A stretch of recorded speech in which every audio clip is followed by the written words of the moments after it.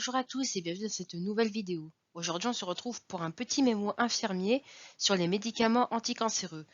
Et donc, dans le cadre de la formation, il s'agit des UE 2.11, donc pharmacologie et thérapeutique, et bien évidemment l'UE 2.9, processus tumoraux.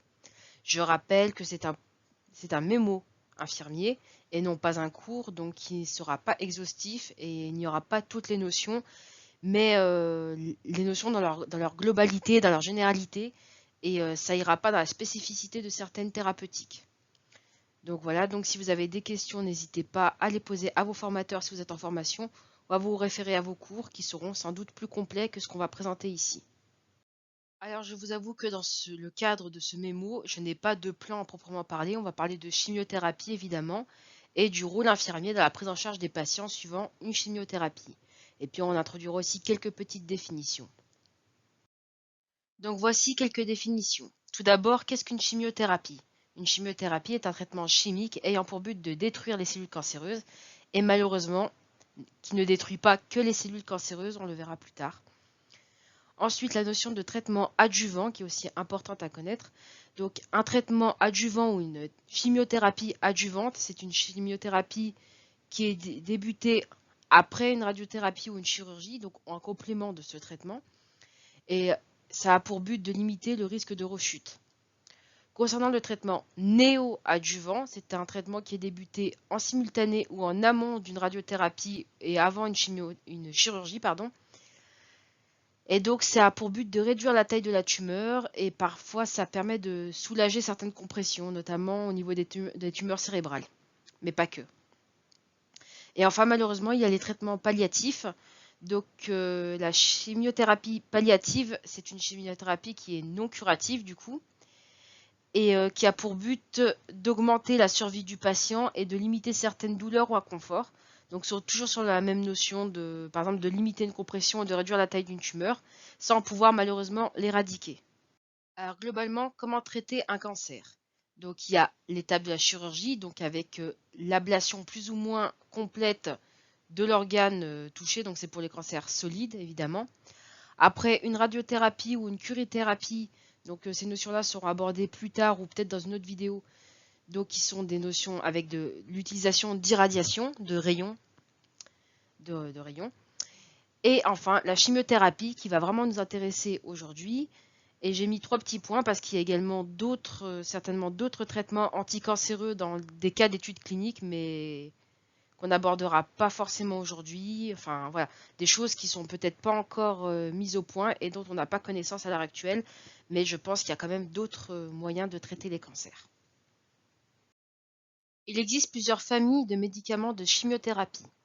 Il y a tout d'abord les cytostatiques qui ont pour but de détruire la division cellulaire par plusieurs actions, des actions antimétaboliques, alkylantes au niveau de l'ADN, intercalantes au niveau de l'ADN ou par empoisonnement du fuseau mitotique. Concernant les thérapies ciblées, elles ont une action d'inhibition spécifique de la croissance tumorale. Nous pouvons relever par exemple les anticorps monoclonaux et les inhibiteurs de la tyrosine kinase, qui ont des actions similaires, enfin qui ont des résultats similaires, mais pas forcément des actions similaires. Et donc on peut les classer dans la catégorie des thérapies ciblées ou dans la catégorie de l'immunothérapie. Parlons de l'immunothérapie. Donc c'est, comme son nom l'indique, une façon de stimuler de façon assez intensive le système immunitaire dans le but d'éradiquer les cellules tumorales de façon entre guillemets naturelle par des interactions immunitaires.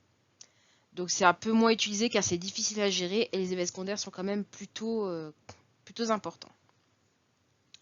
Enfin, donc au niveau des immunothérapies, il y a des vaccins qui peuvent stimuler la production d'anticorps. Et donc l'objectif des immunothérapies, dans tous les cas, c'est de favoriser l'apoptose des cellules cancéreuses. Et on a par exemple relevé, et c'est le cas de certaines études cliniques, que le vaccin du BCG, enfin le vaccin contre la tuberculose, donc le BCG, donc bacille de Calmette et Guérin, pouvait être efficace pour certains cancers de la vessie. Enfin, nous avons également des cures d'hormonothérapie pour certains cancers spécifiques, notamment le cancer du sein ou de la prostate. Parlons maintenant des mécanismes d'action des cytostatiques. Donc s'il n'y avait qu'une seule chose à retenir, ce serait que cela contribue à la diminution de la multiplication cellulaire. En effet, ils agissent sur les cellules en phase de multiplication, qu'elles soient cancéreuses ou non, c'est-à-dire cancéreuses ou physiologiques. Les cellules cancéreuses ont un développement plus rapide que les cellules physiologiques et de fait, les cytostatiques auront une toxicité importante pour le patient, puisqu'elles auront un impact de fait plus important sur les cellules physiologiques que sur les cellules cancéreuses. Donc, on a 4 petites catégories de cytostatiques. On a tout d'abord les antimétaboliques qui vont inhiber la synthèse d'ADN en prenant la place d'un acide aminé dans la chaîne d'ADN. On a les alkylants, donc qui vont introduire une chaîne, ils vont s'introduire dans une chaîne de l'ADN et vont former un pont entre deux acides aminés dans la chaîne d'ADN, donc ce qui va changer la conformation de la protéine qui sera ultérieurement codée. Ensuite, il y a les agents intercalants, donc ils vont s'intercaler entre des chaînes d'ADN ou entre une seule chaîne d'ADN, et ce qui fait que la chaîne d'ADN sera différente. Et dans tous les cas, il y aura des anomalies plus tard au niveau de la multiplication cellulaire. Enfin, il y a les poisons du fuseau, donc ils vont inhiber la formation du fuseau mitotique, donc qui est nécessaire à la diffusion cellulaire. Et en fait, il va empêcher la polymérisation ou éventuellement favoriser la dépolymération des microtubules qui vont former le fuseau mitotique. Et de fait, la mitose n'aura pas lieu puisque les microtubules ne pourront pas être créés. En tout cas, ne pourront pas assurer leur fonction au cours de la mitose. Les effets secondaires des cytostatiques sont malheureusement nombreux et de fait, nous ne pourrons pas tous les aborder ici, mais nous allons en citer quand même quelques-uns. Donc on a tout d'abord, ce qui est caractéristique quand même de certaines cures de chimiothérapie, ce sont les nausées et vomissements. Et cela s'explique par le fait qu'il y a une toxicité des muqueuses liée au traitement cytostatique, qui est également un traitement cytotoxique, et donc qui altère la qualité des muqueuses, ce qui fait que la digestion se fait moins bien. On aura également des problèmes, on va dire, digestifs liés au transit, notamment des constipations et ou des diarrhées en fonction des patients. Donc on a d'abord cette atteinte digestive. Toujours dans la même logique que des cellules à reproduction rapide, tout ce qui sera de l'ordre des cellules de la peau, des cellules des poils ou des cheveux seront affectés. De fait, il y aura une alopécie chez certains patients dans le cas de certaines thérapeutiques. On a également des mucites. Donc les mucites, ce sont des atteintes, des petites lésions, on va dire, inflammatoires de la muqueuse de la bouche. Et voilà, donc qui sont très douloureuses pour le patient. Ça se présente parfois sous forme de des petites ulcérations, enfin des petites ulcérations au niveau de la muqueuse buccale qui sont très douloureuses pour le patient et qui, malheureusement, dans les cas des patients qui ont des nausées et vomissements et cumulés avec des mucites, il y a quand même des gros risques de dénutrition. Donc c'est important de les prendre en charge et par exemple de remettre en état la dentition si ça n'était pas le cas auparavant. Et puis généralement d'utiliser des brosses à dents assez douces, assez souples pour soulager les mucites.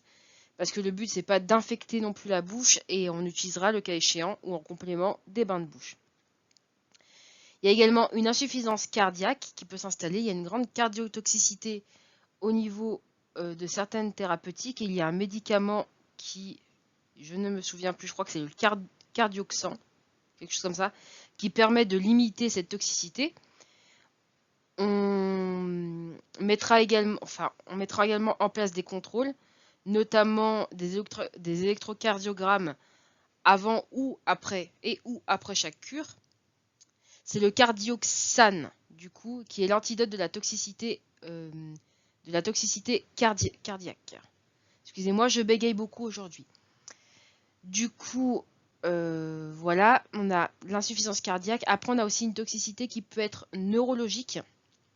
Donc avec des sensations désagréables de fourmillement, d'engourdissement, de brûlures, de piqûres, etc. Et qui peuvent aller jusqu'à la perte de sensibilité ou alors des douleurs vraiment rebelles. Et parfois même des risques de convulsions. Donc après, ce seront plus des toxicités neurologiques mais centrales quand il y a des risques de convulsions. Alors que dans tout ce qui est l'ordre du fourmillement, ce sera des toxicités plutôt périphériques. On a également une toxicité rénale qui peut apparaître, notamment avec le cisplatine ou le méthotrexate. Et donc, cette toxicité rénale est généralement plutôt bien prévenue, en tout cas dans nos pays, par à titre préventif par une hyperhydratation et également une surveillance de la fonction rénale par la diurèse et puis le dosage de la créatinine, qui est important aussi. Ensuite, pour certaines molécules, notamment la bléomycine, il y aura aussi un risque de fibrose pulmonaire. Voilà, c'est dans le cas des traitements du cancer des testicules notamment. On a également malheureusement un risque carcinogène, c'est-à-dire d'avoir un second cancer, un risque soit de rechute, non, qui n'est pas forcément une rechute, mais qui est on a dégradé certaines cellules, on a un peu inhibé le système immunitaire, ce qui fait qu'il n'est pas apte à se défendre face à un nouveau cancer. Et après, on a bien sûr tout ce qui est des risques liés, des risques hématologiques. Donc par exemple, la neutropénie. Donc la neutropénie, on va dire, ça peut se caractériser par de la fièvre. Donc ça peut avoir pour conséquence l'apparition d'un problème infectieux. Donc c'est pour ça qu'on surveillera la température du patient. Donc c'est une diminution de certains leucocytes, donc des leucocytes polynucléaires neutrophiles. Ensuite, on aura une thrombopénie, c'est-à-dire une diminution des plaquettes. Et donc bien sûr, qui dit diminution des plaquettes dit potentialisation, augmentation du risque hémorragique. Et enfin, l'anémie, donc qui est une diminution des globules rouges dans le sang. Donc en gros, ces trois derniers effets sont liés à une atteinte de l'hémogramme. Et donc pour l'anémie, on aura des signes cliniques tels que la fatigue, des signes paracliniques tels que la tachycardie et la dyspnée. Et bien sûr, malheureusement, cette liste n'est pas exhaustive. Donc pour résumer succinctement les toxicités des cytostatiques, on a tout d'abord tout ce qui est de l'ordre de la myélotoxicité ou toxicité hématologique, comme on l'avait avec un risque de neutropénie, un risque de thrombopénie ou d'anémie. Donc généralement, ces problématiques hématologiques peuvent se régler par transfusion sanguine ou alors par l'administration de facteurs de croissance. Donc les facteurs de croissance marchent normalement plutôt bien pour les thrombopénies, non, pardon, non, justement pas pour les thrombopénies, pour les neutropénies et l'anémie. Et malheureusement pour les plaquettes, il n'y a pas de facteur de croissance pour les plaquettes et on passera par une transfusion sanguine. Ensuite, concernant la toxicité rénale, on a dit qu'elle était quand même bien prise en charge par rapport à l'hyperhydratation du patient. Et bien sûr, la surveillance de la fonction rénale avec l'urée et la créatinine. Ensuite, la toxicité urinaire a un antidote, donc parce qu'il y a un risque de cystite hémorragique qui est quand même bien évité grâce à un traitement appelé l'uromitexan. Ensuite, la toxicité cardiaque, on l'a également évoqué avec le cardioxane, j'y arriverai jamais décidément, le cardioxane qui limite la toxicité cardiaque du coup. Concernant la toxicité pulmonaire liée à la bléomycine, alors normalement il n'y a pas d'antidote pour limiter les risques de fibrose pulmonaire. Et donc en fait le seul moyen de prévenir la fibrose pulmonaire, c'est de mettre un seuil pour l'administration de la bléomycine et puis de surveiller la fonction respiratoire, notamment par le biais de l'EFR. Concernant les toxicités neurologiques, on les a également évoquées. Et il y a également l'autotoxicité qu'on pourrait mettre à ce niveau-là, donc par atteinte du nerf auditif, et notamment avec le cisplatine. Et donc après, c'est une surveillance des doses et une surveillance des fonctions. Il n'y a pas d'antidote connu, en tout cas pas à ma connaissance, pour la toxicité neurologique. Concernant la toxicité cutanéo-muqueuse, c'est principalement les soins de support qui vont permettre de prendre en charge tout ce qui est de l'ordre de l'alopécie et d'atteinte des muqueuses. Alors, de l'alopécie et de l'atteinte de la peau, et après pour l'atteinte des muqueuses, il y a le risque de mucite, où il y aura des prises en charge également particulières pour limiter l'aggravation des mucites. Maintenant que nous avons vu les chimiothérapies et leur toxicité spécifique, nous pouvons en déduire les examens à faire en amont de cette chimiothérapie. Donc tout d'abord, il y a bien sûr le bilan biologique avec tout ce qui est de l'ordre de la numération formule sanguine, de tout ce qui est de l'ordre de la fonction rénale comme la créatinémie, l'urémie, pardon. Après, tout ce qui est de l'ordre de la fonction hépatique avec un bilan hépatique, notamment les gamma-GT, les transaminases. Et tout ça, déjà, c'est sur la logique de l'élimination, parce que ce sont les principales voies d'élimination des thérapeutiques, et ce sera primordial notamment dans le cas de la chimiothérapie. Outre cela, il y aura un bilan nutritionnel, donc on peut doser certaines vitamines, on peut voir le iono aussi, qui peut être intéressant. On peut aussi faire une bandelette urinaire pour s'assurer qu'il n'y a pas d'infection en amont. Ça rejoint aussi l'état clinique du patient, donc s'il a de la fièvre, s'il a un état cutané, s'il a un bon état cutané ou pas, l'évaluation de son état général, etc., avec les paramètres vitaux classiques. Ensuite, le bilan radiologique, ce sera de l'imagerie, principalement de l'imagerie, et ce sera surtout dans le cadre du bilan d'extension. Voilà. Donc dans le bilan d'extension, de voir s'il y a des métastases ou pas, dans quel état dans quelles conditions évolue la tumeur, et aussi permettra, entre deux cures de chimiothérapie, de voir s'il y a une évolution ou pas de la tumeur, une évolution dans le sens positif, c'est-à-dire une diminution de la tumeur, ou malheureusement dans le sens négatif, une tumeur qui ne régresse pas.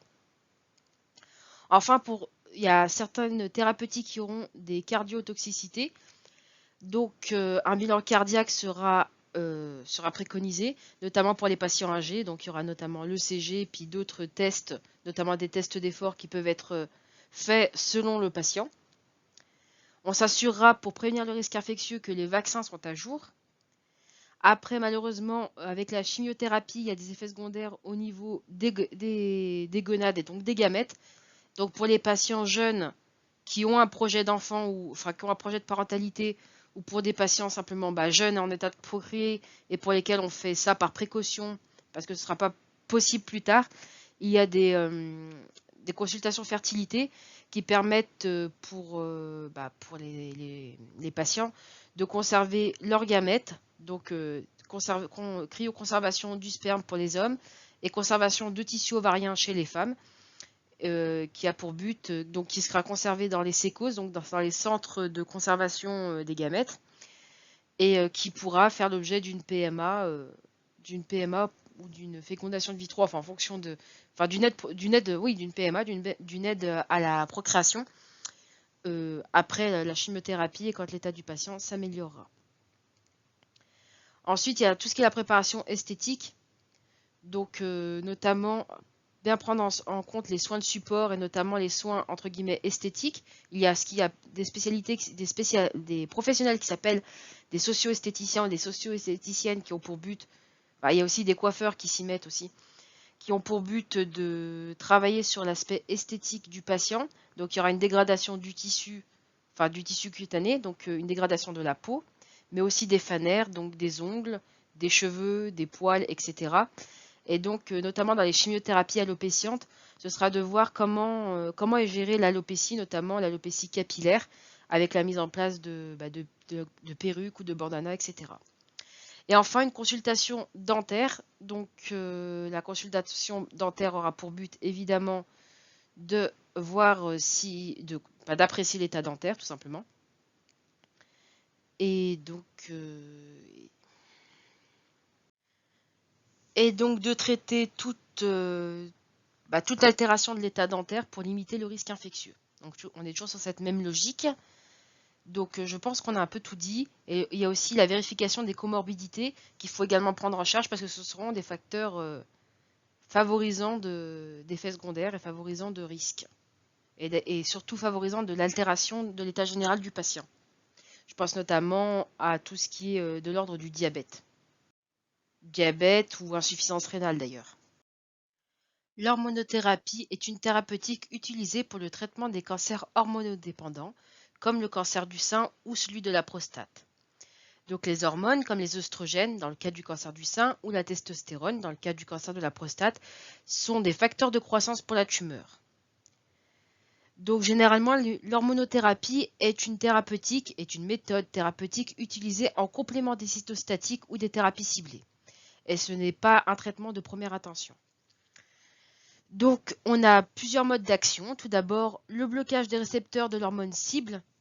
C'est le cas notamment du Casodex dans le traitement du cancer de la prostate, qui est un anti-androgène qui bloque les récepteurs de la testostérone et qui fait que la testostérone ne peut plus agir sur les cellules cancéreuses. C'est un peu, en quelque sorte, comme si la cellule cancéreuse se nourrissait de l'hormone et en fait on la privait de nourriture pour justement la faire mourir et du moins, à défaut de la faire mourir, faire en sorte qu'elle ne puisse pas se développer. Et en fait, donc du coup, on a une double attaque. On a tout d'abord la privation de nourriture, on va dire, en empêchant l'hormone d'agir. Et si on met par exemple une thérapie ciblée ou un traitement cytostatique, c'est de la tuer tout en l'empêchant, enfin d'essayer de l'empêcher de se reproduire, enfin d'empêcher les cellules de se multiplier, tout en les empêchant d'avoir un apport entre guillemets alimentaire pour pouvoir continuer à se développer. Donc il y a cette double attaque. L'hormonothérapie est rarement utilisée toute seule. Je pense qu'elle n'est pas utilisée toute seule d'ailleurs. Pareil, on a un autre système donc, qui est l'inhibition de la production de l'hormone dans le cas du cancer du sein. Donc on a des analogues de la GRH qui inhibent la sécrétion gonadotrope qui va bloquer la... Alors, non, c'est sa fonction... Qu'est-ce que je raconte? La fonction de tessuire. Ouais, donc on a aussi dans le cas du cancer donc de la prostate, on a des analogues de la GRH qui inhibent la sécrétion gonadotrope et ça va provoquer une fonction... Enfin, ça va bloquer la fonction testiculaire, et ce qui fait qu'il y aura des hormones, dont la testostérone, qui ne pourront plus être produites et qui vont, en quelque sorte, bloquer le développement de la cellule tumorale. Voilà. J'ai pas d'exemple, en fait, je vous ai donné deux exemples pour le cancer du sein, je n'ai pas d'exemple pour du cancer de la prostate, mais je n'ai pas d'exemple pour le cancer du sein. Voilà. Alors, dans le cas de l'hormonothérapie, les effets secondaires ne sont pas négligeables, et c'est d'ailleurs la raison pour laquelle on n'utilise pas ce genre de traitement en première intention. Donc, par exemple, dans le cas du cancer du sein, on utilise des anti-œstrogènes qui induisent chez la femme non ménopausée des symptômes de la ménopause, comme la sécheresse vaginale, les bouffées de chaleur, de l'ostéoporose, donc une perte de la densité osseuse dans un sens, une prise de poids, des nausées, des vomissements et des douleurs ostéo-articulaires. Donc tous les symptômes en quelque sorte de la femme âgée ménopausée. Ensuite, dans le cas des anti-œstrogènes, dans le traitement du cancer de la prostate, donc il y a plusieurs actions qui vont inhiber ou du moins limiter la fonction sexuelle chez l'homme. Donc qui va permettre, donc en défaut d'avoir des hormones androgènes, laisser les hormones, on va dire les hommes ont des hormones féminines également qui vont pouvoir s'exprimer en l'absence d'expression des hormones mâles. Donc on va avoir par exemple une gynécomastie, donc c'est-à-dire un développement des seins chez l'homme, donc un développement des glandes mammaires qui peuvent être unilatérales, donc d'un seul côté ou bilatérales. Donc ça peut s'opérer. Après, on a une atrophie testiculaire, c'est-à-dire une diminution du volume des testicules, d'un ou des testicules, une perte de la libido, pouvant aller de l'impuissance avec des troubles d'érection. Après, on a aussi des symptômes similaires tels que les bouffées de chaleur, une diminution de la pilosité puisque les hormones mâles, entre guillemets, ne peuvent plus s'exprimer. Après, des choses qui sont un peu moins joyeuses, mais comme les hormones sont moins régulées, le reste n'est pas joyeux, mais comme les hormones sont moins régulées, on sort de la catégorie sexuelle pour parler de répercussions en général, telles que l'humeur dépressive, l'asthénie, donc une très grande fatigue, et de la même façon que pour les anti-œstrogènes, une prise de poids, avec éventuellement une perte musculaire. Donc la masse musculaire va être remplacée par de la masse grasse qui va expliquer la prise de poids malgré tout, des nausées, des vomissements, des céphalées, de l'anémie et parfois une augmentation transitoire des transaminases. Malheureusement, cette liste n'est pas non plus exhaustive. À présent, je vous propose de regrouper deux catégories de thérapeutiques, donc d'une part les thérapies ciblées et d'autre part les immunothérapies. Donc parce que les anticorps monoclonaux peuvent avoir le mode d'action un peu binaire. Donc d'un côté, ce sont des thérapies ciblées parce qu'ils vont bloquer un antigène spécifique de la cellule cancéreuse, mais d'autre part, ça peut servir d'immunothérapie puisqu'il s'agit d'anticorps, tout simplement. Donc une thérapie ciblée, je le rappelle, c'est une thérapie qui va inhiber spécifiquement le processus impliqué, enfin un processus impliqué dans la croissance de la cellule tumorale. Et donc ce sont des thérapies qui sont récentes, avec des résultats plus ou moins satisfaisants, mais qui sont quand même judicieux à utiliser. Donc pour les anticorps monoclonaux, pour les anticorps monoclonaux, on va avoir une stimulation du système immunitaire, donc un peu le même principe que l'immunothérapie, qui va être vraiment dirigée contre des cellules cancéreuses. Et le but, c'est du coup d'induire l'apoptose, c'est-à-dire d'induire un processus de mort cellulaire programmée. Donc ce qu'on n'a pas justement malheureusement dans la cellule cancéreuse, c'est que la cellule cancéreuse perd l'induction de l'apoptose, et là, du coup, c'est de réinduire l'apoptose qui n'est plus induite. Je ne sais pas si c'est très clair, mais en gros, c'est de faire en sorte que la cellule soit éliminée par le système immunitaire comme une cellule du non-soi, donc une cellule anormale qui doit être tuée par l'organisme et être éliminée par apoptose. Donc ce qu'il faudrait retenir, par exemple, comme effet secondaire principal des anticorps monoclonaux, c'est l'intolérance allergique qui peut avoir lieu à l'induction du traitement, normalement qui s'exprime, quand c'est le cas, au cours des 2 premières cures de chimiothérapie par anticorps monoclonaux. Donc les symptômes peuvent aller de la fièvre, des frissons, d'urticaire avec des douleurs thoraciques, des œdèmes, pouvant aller quand même jusqu'au choc anaphylactique. Donc c'est un traitement à prendre avec des pincettes, mais qui peut avoir son effet s'il est efficace. Donc les effets secondaires des anticorps monoclonaux, c'est principalement une intolérance allergique. Si on parle des effets secondaires de l'immunothérapie, c'est principalement lié à l'exacerbation du système immunitaire avec des syndromes grippaux qui sont plutôt violents.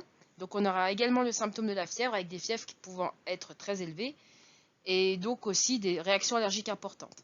C'est la raison pour laquelle, plutôt que de faire un long discours sur ces 2 thérapeutiques, j'ai préféré les regrouper en une, parce que l'anticorps monoclonal peut être une immunothérapie ciblée, si je puis me permettre. Voilà, sur ce, vu que je ne maîtrise pas forcément toutes les thérapeutiques, n'hésitez pas aussi à me dire dans les commentaires si vous avez des choses à ajouter à ce niveau-là. Il se peut que ce ne soit pas exhaustif, mais voilà ce que j'ai pu retenir de mes cours et des ouvrages que j'ai pu lire. Nous allons maintenant aborder une notion importante qui est l'extravasation. Donc extra, extérieur, vasa, vaisseau. Donc l'extravasation, c'est un phénomène qui fait que la perfusion passe à l'extérieur du vaisseau. Donc du fait par des phénomènes de pression notamment, ou par un déplacement du cathéter qui fait que le produit perfusé ne passe plus dans le vaisseau mais passe à l'extérieur du vaisseau, généralement sous la peau. Donc cela entraîne une diffusion du produit à l'extérieur du vaisseau, pouvant entraîner un œdème local qui va comprimer la région et pouvant entraîner des nécroses par ischémie si jamais on ne s'en rend pas compte assez tôt. Si le patient est en état de manifester sa gêne, voire sa douleur, l'extravasation sera repérée à temps, notamment par des douleurs présentées par le patient, notamment liées à des œdèmes qui vont comprimer par exemple la zone perfusée la zone où le patient est perfusé. Et donc si on peut apercevoir des nécroses tissulaires si on arrive trop tard, mais généralement quand on est vigilant, quand on pose une perf, surtout en chimiothérapie, on assure quand même la surveillance qui va avec, et les risques de nécrose tissulaire sont dans des cas rares, du moins je l'espère. Du coup, vous avez repéré une extravasation. Quelle est la conduite à tenir? Tout d'abord, d'arrêter la perfusion, parce qu'en fait, le but est quand même de limiter l'œdème maintenant qu'il est présent, enfin de limiter l'œdème local, en évitant d'apporter de la substance supplémentaire. Donc arrêter la perfusion, c'est la première réaction, la première conduite à tenir. Ensuite, délimiter la zone donc à l'aide d'un feutre pour voir un petit peu, ça vous permettra de voir l'évolution de l'œdème, donc généralement plutôt dans la diminution. Donc avec le feutre, vous pourrez voir si l'œdème diminue, bon il y a peu de chances d'augmenter, mais si l'œdème diminue, ou s'il reste semblable à la taille du départ. Ensuite, appeler le médecin, surtout, enfin, notamment le médecin prescripteur si possible. Et enfin, excusez-moi, j'ai touché mon micro, appliquer des protocoles sur prescription médicale, mais ça dépendra vraiment du service dans lequel vous vous trouverez. Du fait de l'altération de la muqueuse digestive, le risque de nausées et de vomissements est plutôt fréquent dans le cas de la cure de chimiothérapie. En effet, les nausées et vomissements peuvent apparaître dès la première cure de chimiothérapie. On peut prendre un traitement préventif qui sont les antiémétiques. Vous avez plusieurs catégories. Après, ça dépendra du médecin prescripteur. Mais il y a des catégories qui sont plus judicieuses que d'autres et qui peuvent même potentialiser certains effets de chimiothérapie. Alors, ce qu'on peut faire au niveau de la prévention des nausées et des vomissements, c'est tout d'abord de faire en sorte que le patient garde un certain appétit. On peut proposer par exemple des plateaux d'alimentation plaisir qui sont proposés dans certains services. On peut aussi suggérer aux patients de manger en plus petite quantité, mais moins souvent. Voilà, de manger des alimentations plutôt froides, bon, plutôt froid-tiède, ça dépend de la saison, parce que ça limitera les odeurs qui peuvent être émétogènes, donc qui peuvent favoriser les vomissements. Éviter tout ce qui est gras parce que c'est très lourd à digérer et ça peut être facteur de vomissement si c'est mal toléré. Après, il y a des personnes qui apprécient aussi de sucer un petit citron ou quelque chose de mentholé, enfin un petit peu de mentholé ou un goût de menthe, quelque chose qui donne un goût positif, qui donne un goût agréable dans la bouche. Voilà. Après, il y a tout ce qui est manger lentement, idéalement à distance des chimiothérapies, parce que les séances de chimiothérapie, c'est très anxiogène. Et il y a aussi donc tout ce qui est technique de relaxation, parce qu'il y a parfois justement des nausées et vomissements qui sont liés à l'anxiété de la chimiothérapie, plutôt que liés à un phénomène physiologique. Quoique parfois les deux peuvent se combiner.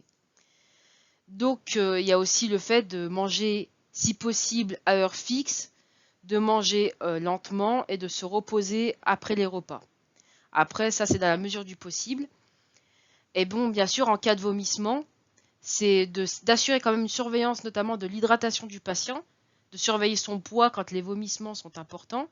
Et dans tous les cas, de bien suggérer au patient d'en parler au médecin lorsqu'il a une consultation médicale. Et puis bien sûr, après, dans tout ce qui est nausées, vomissements, il y a la perte de l'appétit qui peut être liée aux mucites. On va voir ça un petit peu après. Donc on a évoqué précédemment les mucites. Donc les mucites, c'est des altérations de la muqueuse buccale, donc qui peuvent se présenter sous forme de gros aftes, de petits ulcères au niveau de la muqueuse buccale. Et donc il y a des prises en charge à prendre, notamment déjà au niveau alimentaire. Il y a des aliments, notamment du fait de leur acidité, qui vont favoriser, enfin de l'acidité, il y a même le sel qui peut attaquer les muqueuses davantage. Donc on va conseiller aux patients de ne pas manger certains aliments comme l'ananas, qui est très acide. Après, il y a certains fromages qui peuvent avoir une certaine acidité, il y a les noix, etc. Donc en somme, évitez de manger salé, aigre, acide, épicé, déjà parce que ça va limiter les douleurs. Limiter tout ce qui va être en contact avec la sphère ORL comme le tabac ou l'alcool. Après, le médecin peut prescrire des bains de bouche antalgiques et ou antifongiques. Voilà. Et puis, pour certaines personnes, le froid peut atténuer la douleur. Ça reste à proposer aux patients. Et puis après, tout ce qui est soins bucco-dentaires à favoriser. Bon, en douceur évidemment, mais favoriser tout ce qui est bain de bouche, tout ce qui est brossage de dents si possible. Et avoir une hygiène dentaire irréprochable pour éviter la prolifération de bactéries notamment, qui peuvent aggraver l'ulcération. Alors, en prévention du risque infectieux, nous pouvons par exemple préconiser aux patients de surveiller sa température régulièrement, éventuellement de la noter dans un carnet en vue de la transmettre au médecin au cours des consultations médicales. Après, il y a sur le rôle prescrit, il y aura une surveillance de la NFS pour surveiller notamment tout ce qui est les leucocytes de façon générale, mais les polynucléaires neutrophiles. Il y aura donc après des surveillances pour limiter les signes d'infection comme les plaies. Il y aura une hygiène corporelle qui sera rigoureuse et donc concernant l'hygiène corporelle, on limitera aussi les activités contaminantes, par exemple le jardinage ou certaines tâches ménagères, ou éventuellement pour continuer à vivre tout de même, proposer aux patients de porter des gants pendant ces activités pour éviter justement le risque de blessures et de plaies. Après, il y a une certaine vigilance qui est suggérée aux patients avec les enfants et certains animaux de compagnie qui peuvent être vecteurs de maladies. Et on conseille aussi aux patients d'éviter les espaces publics pendant ces cures de chimiothérapie, parce que les espaces publics, bon, maintenant avec le Covid, on sait qu'il faut prendre ses distances, mais auparavant, on conseillait aux patients d'éviter les espaces publics, d'éviter les contacts avec les personnes et de bien se laver les mains régulièrement, donc d'avoir une hygiène très rigoureuse. Voilà, et si tout cela n'est pas suffisant, le médecin peut proposer des injections de facteurs de croissance des polynucléaires neutrophiles notamment, en prévention.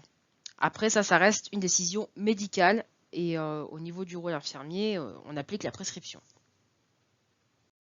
En prévention du risque hémorragique, on va bien évidemment faire les mêmes surveillances que pour les patients sous HBPM, enfin sous anticoagulant en général, en surveillant les signes hémorragiques tels que les saignements de gencives. Donc c'est la raison pour laquelle il faut d'autant plus privilégier les brosses à dents à poils souples, donc ce qui va limiter les risques de gingivorragie. On surveillera également les saignements de nez tels que les épistaxis, surveiller toute présence d'hématomes. On va éviter aussi des coups qui peuvent favoriser les hématomes, donc de se blesser, etc. On va éviter notamment les coupures parce que le risque hémorragique, enfin le saignement ne sera que d'autant plus long s'il y a une thrombopénie notamment. Et on pensera aux messieurs aussi à avoir une certaine prudence au niveau des rasages. Il y a aussi une petite habitude à prendre, c'est de ne pas prendre sa température par voie rectale parce qu'en cas de lésion de la muqueuse rectale, du coup, il y a un risque de saignement qui sera majoré du fait de la thrombopénie. Donc, sur prescription médicale, le médecin surveillera le taux de plaquettes et il y aura des injections de plaquettes, voire des perfusions si le taux de plaquettes est trop bas. Je vous rappelle qu'il n'y a pas de facteur de croissance pour les plaquettes. Ce n'est le cas que pour les polynucléaires neutrophiles et les globules. Non, les globules rouges. Oui, les globules rouges, ouais. Et les globules rouges. Alors, pour terminer, quelques petites précautions à prendre pour les chimiothérapies sous forme orale. Donc, il faut rappeler aux patients de les prendre en mangeant, de ne pas ouvrir ni d'écraser les comprimés ou les gélules. Et on respecte les conditions d'administration, notamment les heures. Le traitement doit être pris à heure fixe, avec le respect des doses qui sont données par le médecin. Il faut bien suivre le protocole et ne pas s'adonner à l'automédication. Il faut également éviter l'alcool, enfin limiter très fortement l'alcool et bien s'hydrater pendant la cure, ce qui va permettre une meilleure élimination urinaire et limiter la toxicité. Alors, pour le patient, vu que les comprimés manipulés sont cytotoxiques, il faudra, pour éviter les contaminations, bien se laver les mains avant et après avoir pris les comprimés. Avant pour limiter le risque infectieux et après pour éviter la cytotoxicité du comprimé. Et donc, de fait, conseiller surtout, notamment à domicile, aux patients de bien garder les traitements dans l'emballage jusqu'à la prise et pas de les sortir car il y a un risque de manipulation. Après, comme tout médicament, il faut s'assurer que ce soit hors de la portée des enfants et des personnes vulnérables et hors de la portée de tout le monde du coup, parce que ce sont des médicaments cytotoxiques. Voilà. En cas de vomissement chez le patient, on ne prend pas de double dose et on attend la dose suivante car on ne sait jamais quelle dose a été absorbée par le patient. Donc, je crois que c'est à peu près tout ce que j'avais à vous dire à ce sujet. En conclusion, la chimiothérapie est un traitement complexe du fait de ses nombreux effets secondaires. C'est un traitement complexe pour une maladie complexe qui de fait demande réflexion avant sa mise en place. C'est la raison pour laquelle toute induction de traitement par chimiothérapie doit faire l'objet d'une RCP, c'est-à-dire d'une réunion de concertation pluriprofessionnelle c'est-à-dire entre différents corps de professionnels qui gravitent autour du patient. D'une part, on peut avoir un chirurgien ou un radiothérapeute et ou un oncologue, et d'autre part, des médecins biologistes et d'autres médecins spécialisés, notamment dans l'imagerie médicale. Donc c'est suite à la RCP qu'on met en place ou non tel ou tel protocole de chimiothérapie. Donc ça ne se fait pas à la légère vu la complexité des traitements et vu les risques que l'on encourt aux patients. Car le but est bien sûr d'améliorer l'état du patient, du moins c'est l'objectif, d'améliorer l'état du patient, d'augmenter son espérance de vie, idéalement de mettre le patient en état de rémission, voire de guérison. Et l'objectif aussi, c'est de s'assurer que le patient puisse supporter le traitement ou les thérapeutiques proposées, car l'objectif n'est pas de résoudre le cancer, de résoudre la problématique du cancer en tuant le patient. Et le but, c'est quand même de pouvoir éradiquer le cancer, même si à l'heure actuelle, ça reste quand même quelque chose de non aisé, vu la quantité d'effets secondaires et surtout la fragilité de certains patients. Voilà, donc sur ce, je vous remercie d'avoir vu cette vidéo, de m'avoir écouté pendant tout ce temps. J'espère que cette vidéo vous aura apporté quelque chose, notamment pour vos révisions, vous aura apporté des connaissances complémentaires, du moins je l'espère. Je tiens à préciser que je suis étudiante infirmière et de fait, je n'ai pas la science infuse, je ne suis pas médecin, je ne suis pas oncologue, et je ne suis pas biologiste non plus. Donc ce qui fait qu'il y a peut-être des notions que j'ai oubliées. Moi, pour ma part, j'essaie de faire cette vidéo pour que vous ayez les notions principales pour aborder la chimiothérapie, parce que c'est pas la partie du programme la plus aisée. Et j'espère que j'aurai pu vous aider sur ce plan-là. N'hésitez pas à me dire en commentaire si vous avez des remarques à me faire concernant certaines diapos. Je suis tout à fait ouverte aux commentaires et aux critiques du moment qu'elles sont constructives et polies. Voilà, et sur ce, je vous dis à très bientôt pour une nouvelle vidéo.